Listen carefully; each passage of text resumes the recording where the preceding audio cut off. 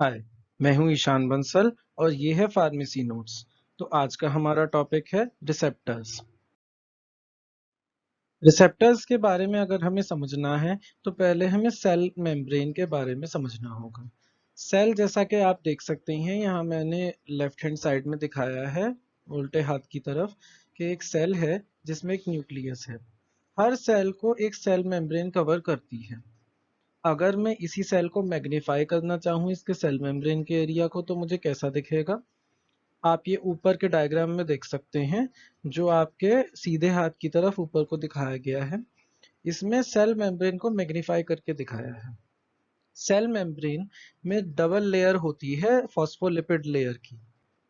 तो यहाँ ये अंदर और बाहर आप देख सकते हैं एक जैसी लेयर्स हैं, एक दूसरे के अपोजिट।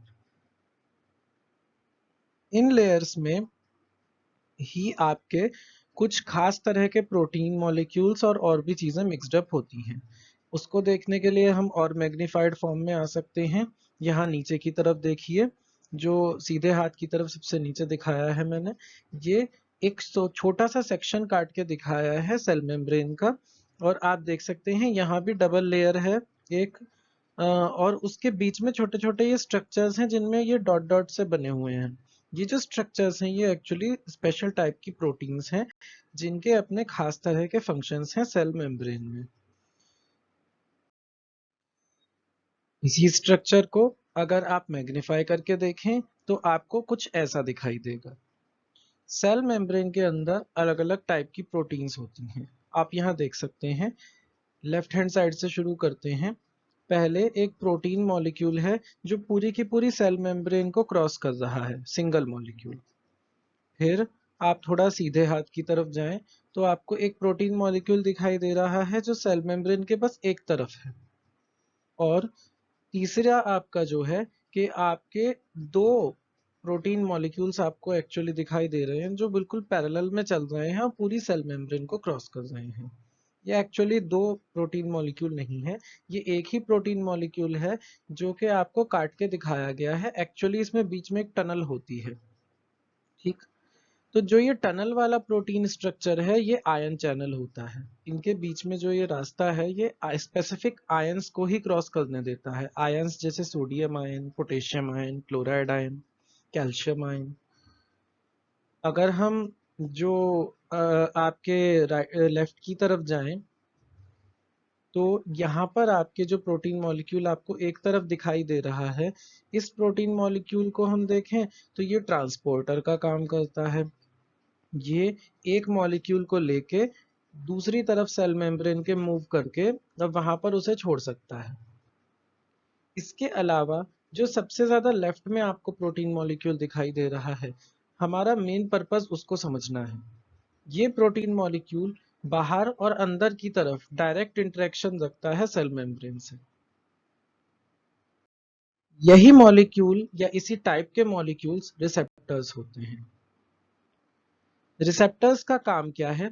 ये एक स्विच की तरह काम करते हैं।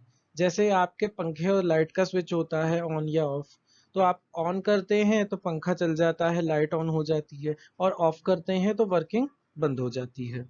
अब उसमें क्या होता है, आप एक बटन दबाते हैं। आप बेटर अंडरस्टैंडिंग आप इससे कर सकते हैं कि जैसे वो घंटी वाले जो बटन होते हैं उन्हें हमें दबाए रखना पड़ता है उंगली से ताकि वो ऑन रहें, और तब तक आपके क्या है, घंटी बजती रहती है या घंटी में करंट जाता रहता है।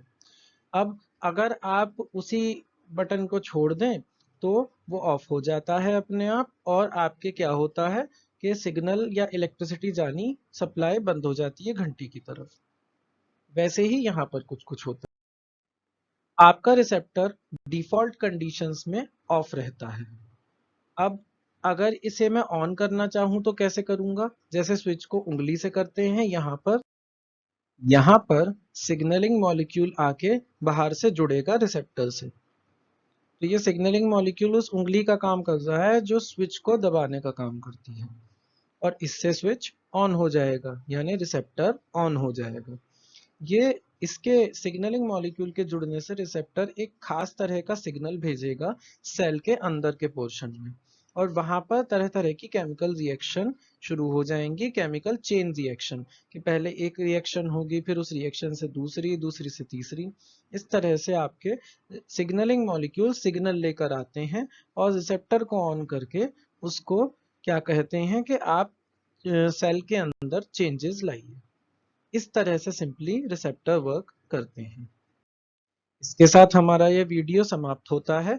अगर आपको ये वीडियो पसंद आया हो और आपको अगर इससे कुछ सीखने के लिए मिला हो, तो प्लीज़ आप मेरे इस वीडियो को लाइक करिए और इस चैनल को सब्सक्राइब करिए। Thank you very much.